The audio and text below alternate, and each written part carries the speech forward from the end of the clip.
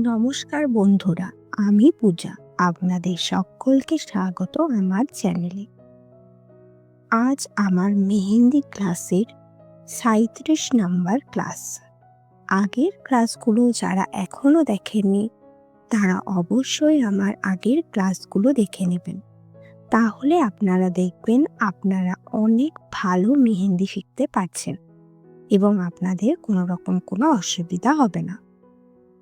আজকের ক্লাসে আমি আপনাদের দেখাবো ভার্বা মেহেন্দি।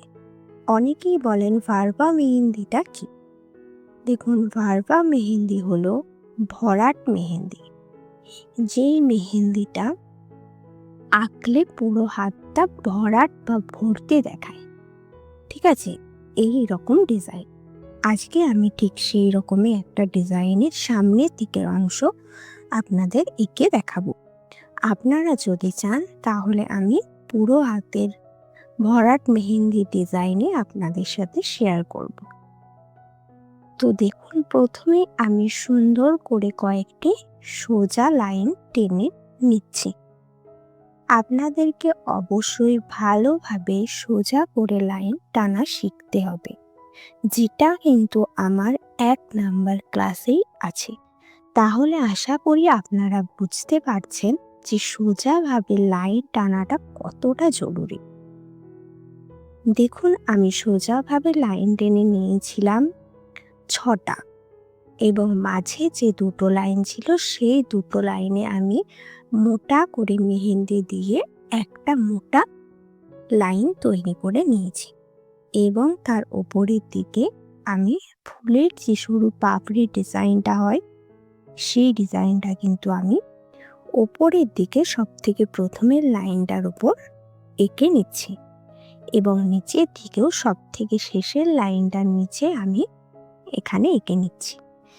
আগেও বলেছি, আবারও বলছি, এই ফুলের পাপড়ির মেহেন্দি ডিজাইনটা কিন্তু আপনাদের সব সময় সমান রাখার চেষ্টা করতে হবে। ঠিক আছে, সমান রাখলে তবেই কিন্তু এই ডিজাইনটা আপনাদের দেখতে ভালো লাগবে। আশা করি আপনারা বুঝতে পারছেন। তো ভালো করে আগে আপনারা প্র্যাকটিস করবেন। এইবার দেখুন, আমি সুন্দর করে একটা এখানে আমবি ডিজাইন এঁকে নেব। ঠিক আছে, আমবির ক্লাসও কিন্তু আমি আপনাদের সাথে শেয়ার করেছি, তাই যারা ভাবছেন এগুলো নতুন ডিজাইন, সেটা কিন্তু একদমই নয়। আমি এই ডিজাইনগুলো পার্ট পার্ট করে আপনাদের সাথে এক একটা ক্লাসে শেয়ার করেছি, এবং সেই প্রতিটা পার্ট থেকে কিছু কিছু অংশ এখানে আমি নিয়ে একটা ডিজাইন আপনাদের সাথে শেয়ার করছি।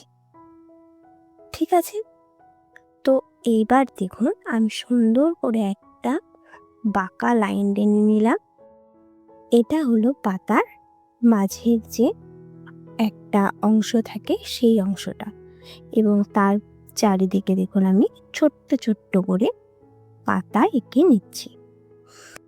ঠিক আছে, দেখুন, যারা আমার এই ক্লাসটা প্রথম দেখছেন তারা অবশ্যই এই ক্লাসটা প্রথম না দেখে আমার ১ নাম্বার ক্লাস থেকে দেখবেন।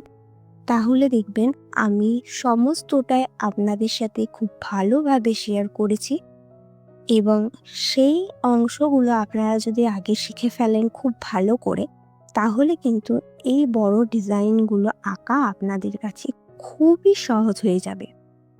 ঠিক আছে, এবং আপনারা দেখবেন নিজের থেকে অনেক রকম ডিজাইন তৈরি করতে পারছে।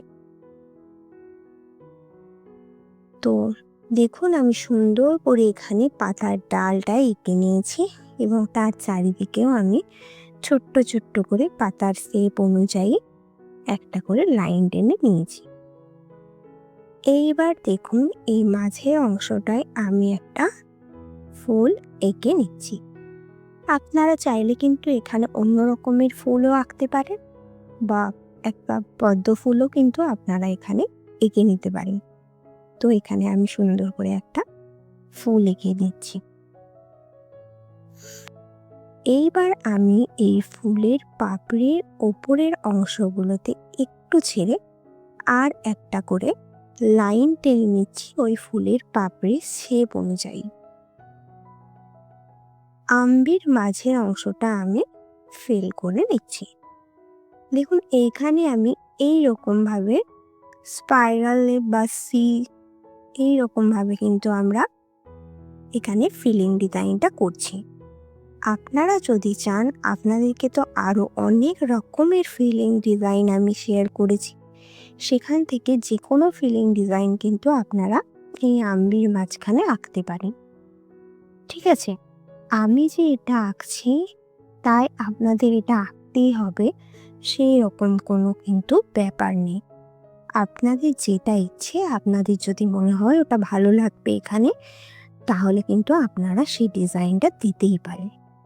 ঠিক আছে, তো দেখুন আমি সুন্দর করে পুরো আমবিটাকে ফিল করে নিচ্ছি। আপনাদের যদি কোনো রকম কোনো ক্লাসে সমস্যা থাকে তাহলে অবশ্যই আমাকে কিন্তু কমেন্ট করে জানাবেন।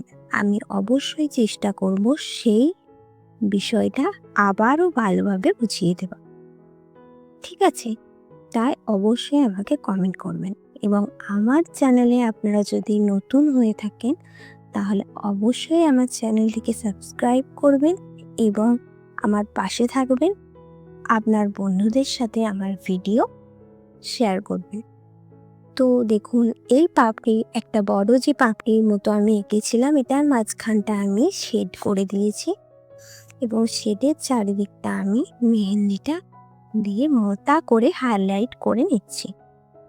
ঠিক আছে, আমি বারবার বলেছি যে মাঝের অংশটা এঁকে নেওয়ার পরই কিন্তু আমরা বাইরের দিকটা হাইলাইট করব মোটা মেহেন্দির লাইন দিয়ে।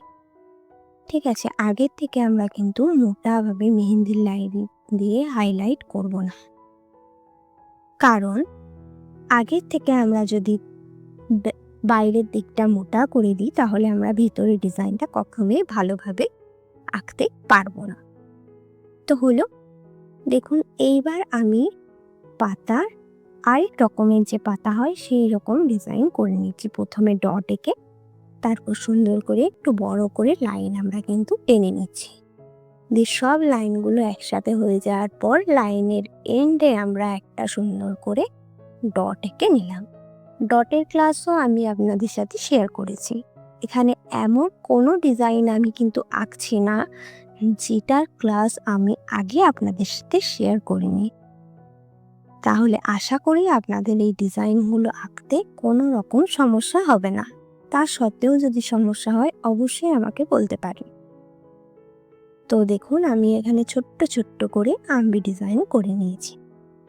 এইবার আমরা নিচের দিকে দেখুন লাইন টেনে, সোজাভাবে লাইন টেনে আমরা বক্স এঁকে নেব। ঠিক আছে, বক্সের ডিজাইনও আমি আপনাদের দেখিয়েছিলাম। তো এখানে আমরা বক্স এঁকে নিচ্ছি। দেখুন 36 নাম্বার ক্লাসে আমি আপনাদের দেখিয়েছি যে কিভাবে মেহেন্দি কোনটা ধরতে হয়। ঠিক আছে, তো মেহেন্দি কোন কিভাবে ধরবেন, আপনারা যারা এখনো বুঝতে পারছেন না বা এখনো ঠিকভাবে ধরতে পারছেন না তারা অবশ্যই এর আগে ভিডিওটি দেখে নেবেন। আশা করি আপনাদের সমস্যা হবে না। আবার অনেকেই এমন আছেন যে যারা আমায় কমেন্ট করছেন তাদের হাত কাঁপছে মেহেন্দি ডিজাইন করার সময়। আমি বারবার বলছি বেশি করে প্র্যাকটিস করুন এবং হাতে সাপোর্ট নিন। হাতের যে তালুর দিকটা, তলার দিকটা আছে না, ওখানটায় কোনো একটা সাপোর্ট নিন, তারপরে আপনারা ডিজাইনগুলো প্র্যাকটিস করুন। তাহলেই দেখবেন আপনাদের এই হাত কাঁপার সমস্যাটা অনেক কমে গেছে। আশা করি আমি বোঝাতে পেরেছি আমি কি বলতে চাইলাম। যদি আপনারা তাও না বুঝে থাকেন তাহলে 36 নাম্বার ক্লাসটা আপনারা আরেকবার দেখে নেবেন। আমি ওখানে ভালোভাবে আপনাদের মেহেন্দি কোন ধরার যে সঠিক পদ্ধতি বলে দিয়েছি। তো দেখুন আমি এই বক্সগুলোর মধ্যে ডট এঁকে টেনে দিয়েছি 3টি করে। খানিকটা পাতার মতনও কিন্তু ডিজাইন এটা দেখাচ্ছি। এইবার আমরা যে সরু সরুভাবে দুটো করে লাইন টেনে বক্স করেছিলাম সেই লাইনগুলোকে আমি মেহেন্দি দিয়ে পূরণ করে নিচ্ছি এবং এর ফলে একটা মোটা লাইন তৈরি হচ্ছে এখানে। এবং দেখুন এটা কিন্তু দেখতে খুবই ভালো লাগছে। যে কোনো ভরাট মেহেন্দির ডিজাইনে কিন্তু সব সময় এটা মাথায় রাখতে হবে যে এটাতে কিন্তু কখনো হালকা ডিজাইন মানে সরু ডিজাইন হবে এবং কখনো কিন্তু হাইলাইট মানে মোটা ডিজাইন হবে। সরু এবং মোটাভাবে ডিজাইন করতে হবে, তবেই কিন্তু যে ভরাট ডিজাইনগুলো হয় সেগুলো দেখতে সুন্দর লাগবে। এইবার দেখুন লাইন টেনে নেওয়ার পর আমি আবারও যে ফুলের পাপড়ির ডিজাইন হয় সরু সরু সেটা এঁকে নিচ্ছি। এবং এখানে কিন্তু দেখুন আমি একবার আঁকলাম না, এখানে কিন্তু আমরা দুইবার আঁকলাম। দেখুন এইরকম ডিজাইনটা আমরা দুইবারও আঁকতে পারি, আবার তিনবারও আঁকতে পারি। ঠিক আছে, এইবার দেখুন নিচে আমি স্পাইরাল এঁকে তার উপর একটা হাফ সার্কেল এঁকে আমি তার উপরেও কিন্তু এই পাপড়ির ডিজাইনটা এঁকে নিচ্ছি। দেখুন এখানে আমি একটা নর্মাল ফুল এঁকে মেহেন্দিটা আমি এন্ড করব। আপনারা চাইলে আরও এখানে কিন্তু ভরাট মেহেন্দি ডিজাইন বাড়াতে পারেন, কিন্তু ভিডিওটা আমার অনেক বেশি লম্বা হয়ে যাবে বলে আমি এখানেই কিন্তু এই ভিডিওটা শেষ করছি। আপনারা যদি চান যে আমি এই রকম ভরাট মেহেন্দি ডিজাইন আপনাদের সাথে পুরোপুরিভাবে শেয়ার করি, তাহলে আমাকে বলবেন, আমি অবশ্যই পরের ক্লাসে আমি পুরো শেয়ার করব। তো দেখুন এখানে আমি বড় বড় ফুলের পাপড়ি এঁকে কিন্তু মাঝখানে শেডিং করে বাইরের দিক থেকে পাপড়িগুলোকে কিন্তু আমি মোটা করে হাইলাইট করে দিচ্ছি। এবং এর ফলে সিম্পল ফুলের ডিজাইনটাও কত সুন্দর লাগছে আপনারা সেটা বুঝতে পারছেন। দেখুন আমার ফুলের ডিজাইনটা এখানে কিন্তু কমপ্লিট হয়ে গেছে। দেখতে পাচ্ছেন কতটা সুন্দর দেখাচ্ছে এই ডিজাইনটা। আপনারা কিন্তু এই ডিজাইনটা আগে ভালোভাবে দেখবেন, বুঝবেন, তারপর কিন্তু আপনারা খাতায় এটা প্র্যাকটিস করবেন। তো বন্ধুরা, আজকের ক্লাসটা আমি এখানেই শেষ করছি। দেখা হবে আবার পরের ক্লাসে। সকলকে অসংখ্য ধন্যবাদ আমার ক্লাসগুলো দেখার জন্য।